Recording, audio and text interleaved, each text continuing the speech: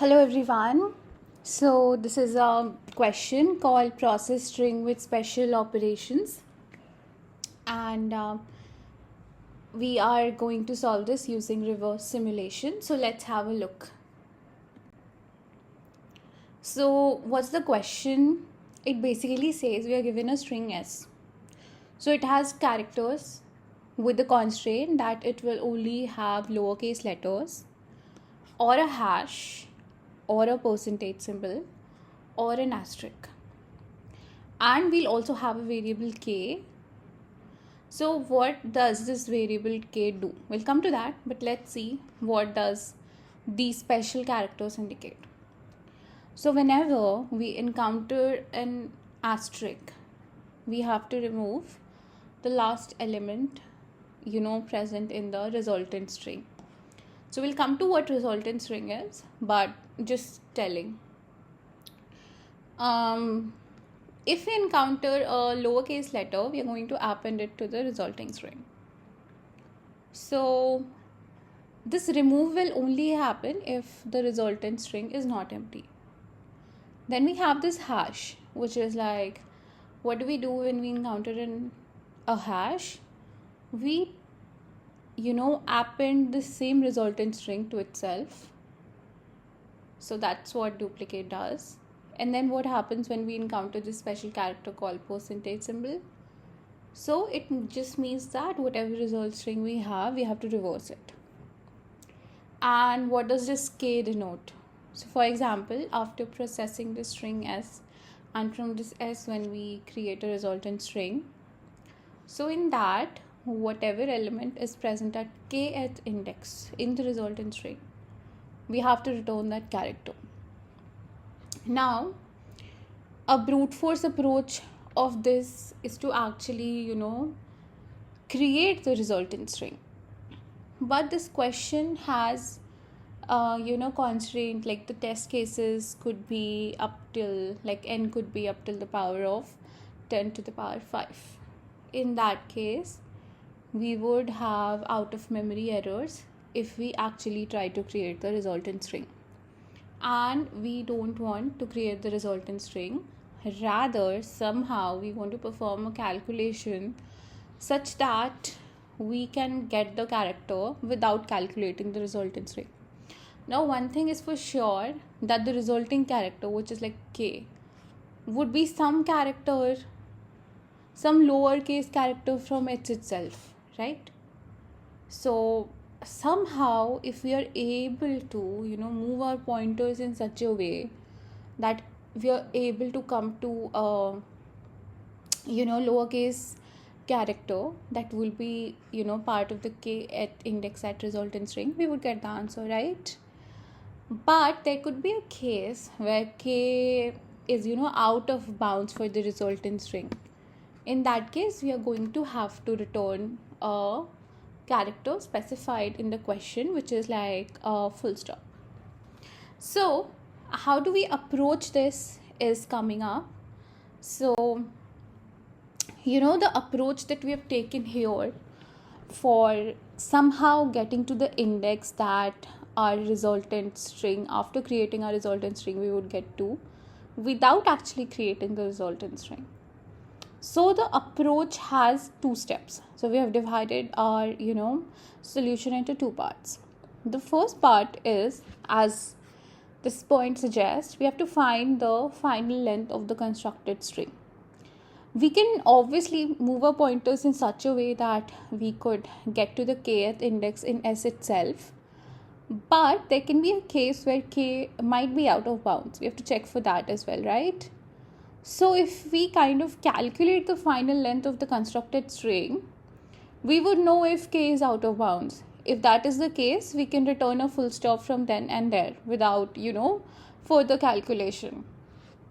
So what do we do in this first step is that, let's say we have the string S, so we'll just use iterate through the characters one by one, and let's say we will have 4 options.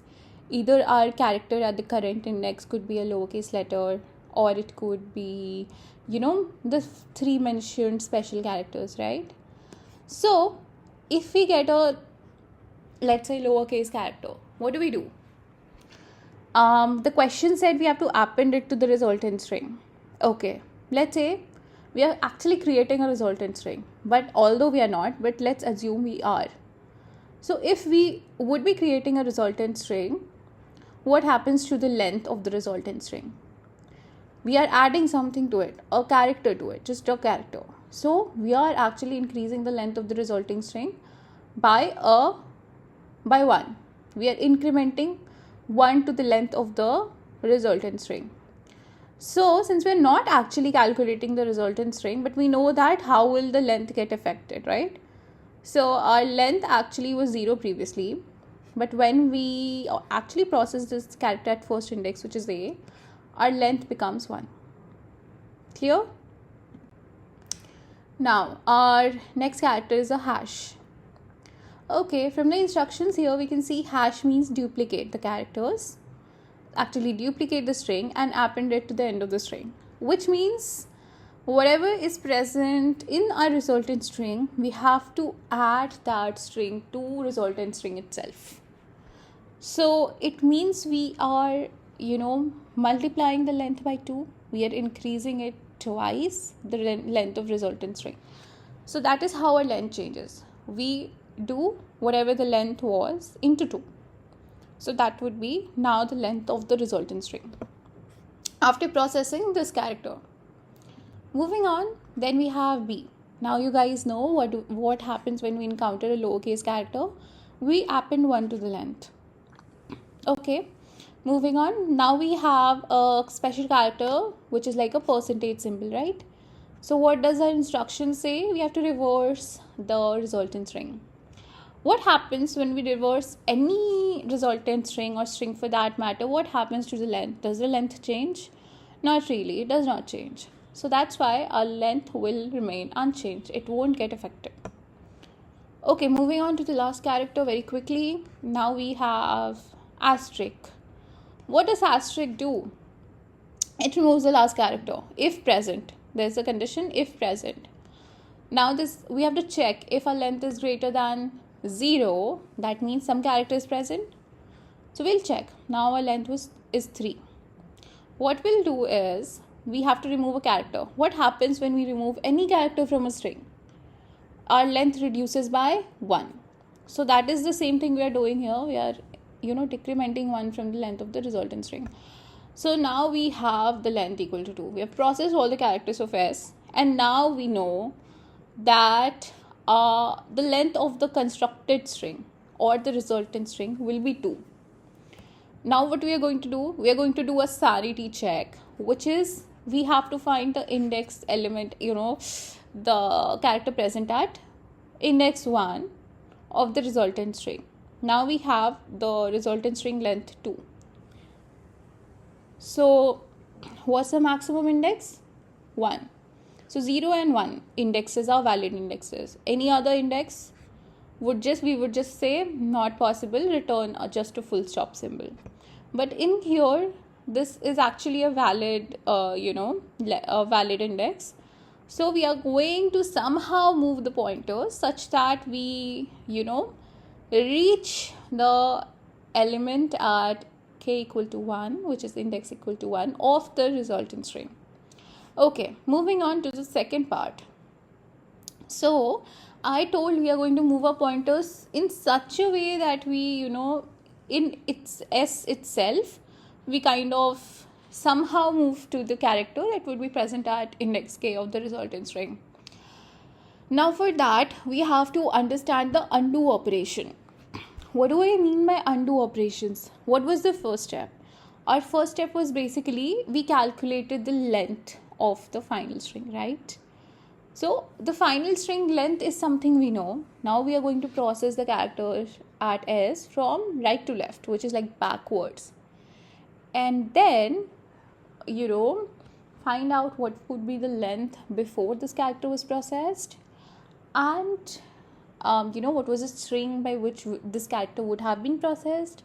And after undoing the operations, there would be, after enough undoing, there will be a point when we would actually have a character at kth index, we would actually reach that character and then we'll return it. So to understand this thing very nicely, I have taken an example of this. Let's say I had an input called cd, this percentage symbol, hash star hash. This was our input.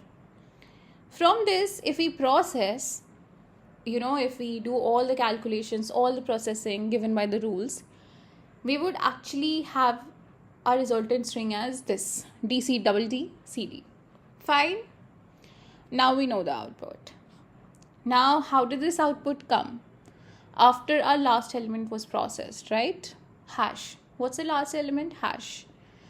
So after this hash was processed, we had this output. Okay. Now what does hash do actually? But before that, let me tell you what the k is and what was the length of the final output. Now we see the length of the final output is 6, right? 6 characters in here. And we want the character at index 3. What is the character at index 3? It is D. So our answer is D. We can do that here, but how we will tell the computer that you have to go to D without actually calculating the output? So now this is something that we need to take. This is actually the heart of the question. So hash actually duplicates the resultant string and adds it to itself, which means before hash, let's say our length was n. After performing this hash operation, our length would have become 2n. So what's the final length? 6. What was the previous length before processing hash? It was 3. 6 by 2, 3. If our previous string had 3 characters, after processing hash, we would have 6 characters. And we have DCD, DCD. So, वैसे we are not calculating, but by our logic, what would have been the string here before we processed hash? We would have DCD, right? That's why DCD is appended at the end. The same string has to be appended to the resultant string. So now we know that our length would have been 3 before processing this hash, which after processing the hash became 6, right? Okay, I hope this part was clear. Excuse me if I explained a lot, but that was necessary kind of to understand the question. Now we have k. Okay, now we wanted character at index 3. Now what we are going to do is in DC, whatever this 6 was, in 6 our D character at index 3 fell in the second half of the string. So when we cut this by half, where will our third character go? First half. In first half, we are going to mirror the index 3. So if I just place this DCD down, if I just place it one beneath the other, you would know that this D is actually equivalent to this D if we mirror this. So our mirrored index would be 0. So that's why k now becomes 0. If we had to stop here, this would be like, by the way, we're not stopping here, but just in case, so my index would have been at D right now, character D. Okay, that's why I've written we have to mirror the index, and index 3 in this string, which is DCD is index 0 in DCD. Fine, I hope this was clear. Okay, now moving on. What happens when we encounter a asterisk?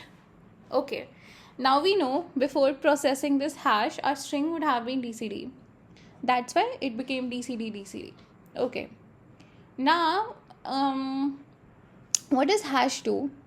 Hash actually removes the last string, which means from DCD, something has been removed after D. What would have been removed after D? By intuition, we know it's DC. I'll tell you why. C was actually removed. We'll come to that if we do reverse engineering. If we do engineering and we reverse engineer, we would actually come to this. So if you calculate from starting, you will know that the string before was DC. And after having a star here, we had DCD. So now, just for understanding purpose, now our index was 0, right? Okay, after performing hash, our length decreases by 1. So here the length would have been +1, so that's why we add 1 to the length. What happens to 0? We wanted at index 0, something at index 0. So index 0 in here and in here fall at the same character. So we don't need to mirror any index here. So that's why our index remains unchanged. Okay. Now our next character is hash. Now we actually already know what is hash do. It duplicates, right? And adds it to the string. So now we know from previous, iteration that DC was the string which led us to DCD after asterisk was processed. Now, how would we have gone to DC after hash? It means we have to cut the string into 2 halves, which is DC, right? So from DC, we would get DC. Okay, what would have been the length before? It would have been just 4/2, which is 2. What happens to the index? We have index equal to 0, which falls in the first half itself of the string. So index remains unchanged. Else we would mirror the index. Okay, our next character is percentage symbol. What does this do? It actually reverses. So length will remain unchanged. Now let's check for the string. Index. Now our index was 0, remember? Now when we reverse this string, what would have been before this? CD. When we perform hash on it, it would become DC. Now you see, in this string, our index was at D. Now, before performing this percentage symbol, before performing this operation, our D lies in the second half of the string, which means we have to mirror the index. So what is the mirror index? It is 1, right? Because now in here, in DC, my D is at index 0, and in CD, my D is at index 1. So we've mirrored the index. Okay, moving on. Now we encounter D. Okay, whenever we come at a particular, letter, a lowercase character, what we do is we check if our index plus 1 equal to the length. So our length is 2, our index is 1. So it means this case is actually true condition. So it means we have done enough undo operations and K has eventually landed on a letter. And which letter is this? It is D. So our output is actually D. Okay, now coming to the code part. We have this, we are calculating the length of the string and we have used data type as long. Be very careful here. I first initialize it to int, and since this index is of type long, so our int wouldn't be able to fit a very long index. So you have used the data type long here, so make sure you are cautious here. Now now what you've done is this is the first part where we actually calculate the length of the resultant string without actually constructing the string. So we process the characters from left to right, which is start till end. So this is for each loop, and we have 4 cases, right? In asterisk, what happens to the length? We decrement it by 1 because we are removing a character. So the same thing if the resultant string is not empty. So that's the check we have done. Now then we have this hash, which is basically adding the resultant string to itself. So that's why we have done length into equal to 2. Now then we have a percentage symbol. in which we reverse the length of the reverse the string, which is in this case the length is unaffected, so we simply have nothing here. Now default case is a lowercase character in which we have to add it to the resultant string, so that's why length plus plus. Now we'll check if index is out of bounds. Now for length, resultant string of length L, the maximum index is length minus 1. And if k is greater than length minus 1, or simply k plus 1 is greater than length, we return a full stop. So I hope the first part is very clear. Now there comes the heart of this question, which is the second part. Now we have to undo the operations. So here we have to traverse from right to left, which is like we have to move backwards. So we've done that here. Now our characters can have 4 cases exactly like this. So what happens when we encounter a hash? We'll increment length, because before this operation our length would have been plus 1. So that's why we do length plus plus. What happens in hash? In hash we would have, after performing hash, we would have, multiplied the length by 2. That is why we are doing length is equal to length by 2. Here we also mirror the index, which is like, if k falls in the second half of the length part, we have actually mirrored the index using k is equals to k minus length by 2. Okay, now what happens when we reverse a string? We've mirrored the index, length is unaffected. So, so how do we do that? It is length minus k minus 1. So now we have default case, which is like a character. What happens to length? It will get decremented, because if we would have, processed this in the first place, our length would have been incremented. So that's why when undoing, we are decrementing the length. But before that, we are doing a check if we have done enough undo operations and our k plus 1 equal to length, which is like, we are having for like a resultant string with length n, length equal to len. So our maximum index is length minus 1, right? So what happens if k is equal to length minus 1, or rather k plus 1 is equal to length? It means we have done enough undo operations and we have to return that particular character. So then we will simply return that character that we are processing right now. And if we come out of this loop and we have like no characters, so that means it was not possible to find the character within s itself. So that's when we return a full stop.